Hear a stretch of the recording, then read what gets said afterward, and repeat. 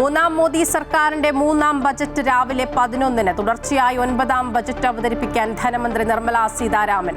നികുതി ഘടനയിൽ മാറ്റത്തിന് സാധ്യതയില്ല, കൂടുതൽ നിക്ഷേപ സൗഹൃദ പ്രഖ്യാപനങ്ങൾക്ക് സാധ്യത.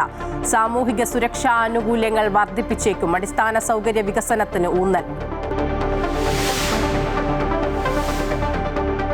തെരഞ്ഞെടുപ്പ് അടുത്തിരിക്കെ കേരളമടക്കമുള്ള സംസ്ഥാനങ്ങൾക്ക് ഏറെ പ്രതീക്ഷ. 21,000 കോടിയുടെ പ്രത്യേക സാമ്പത്തിക പാക്കേജ്, അതിവേഗ റെയിൽ, വിഴിഞ്ഞം തുറമുഖ അനുബന്ധ വികസനം, എയിംസ് തുടങ്ങിയവ കേരളത്തിന്റെ പ്രധാന ആവശ്യങ്ങൾ. ബജറ്റ് അവതരണത്തിന്റെ തത്സമയ സംപ്രേഷണം രാവിലെ 11 മുതൽ അമൃത ന്യൂസ് യൂട്യൂബിൽ. കോൺഫിഡന്റ് ഗ്രൂപ്പ് ചെയർമാൻ CJ റോയിയുടെ സംസ്കാരം ഇന്ന്. ചടങ്ങുകൾ ബംഗളൂരു ബന്നാർഘട്ടയിലെ നേച്ചേഴ്സ് കാസ്കേഡിൽ. 2 മണിവരെ പൊതുദർശനം. റെയ്ഡ് നടത്തിയ ആദായ നികുതി ഉദ്യോഗസ്ഥരെ ഇന്ന് ചോദ്യം ചെയ്യും.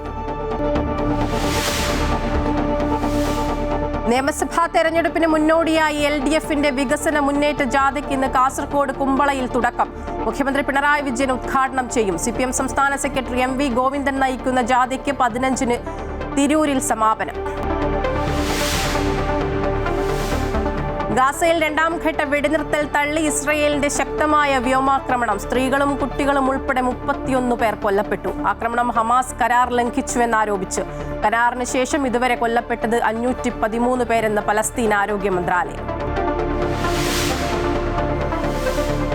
ഇന്ത്യ ന്യൂസിലാൻഡ് T20 പരമ്പരയിലെ അവസാന മത്സരത്തിൽ ഇന്ത്യക്ക് തകർപ്പൻ ജയം. ടീമിന് കരുത്തായത് 42 ബോളിൽ 103 റൺസടിച്ച ഇഷാൻ കിഷൻ. സ്വന്തം നാട്ടിൽ കളിച്ച ആദ്യ മത്സരത്തിലും നിരാശപ്പെടുത്തി സഞ്ജു സാംസൺ. അണ്ടർ-19 ലോകകപ്പിൽ ഇന്ന് ഇന്ത്യ പാകിസ്ഥാൻ പോരാട്ടം.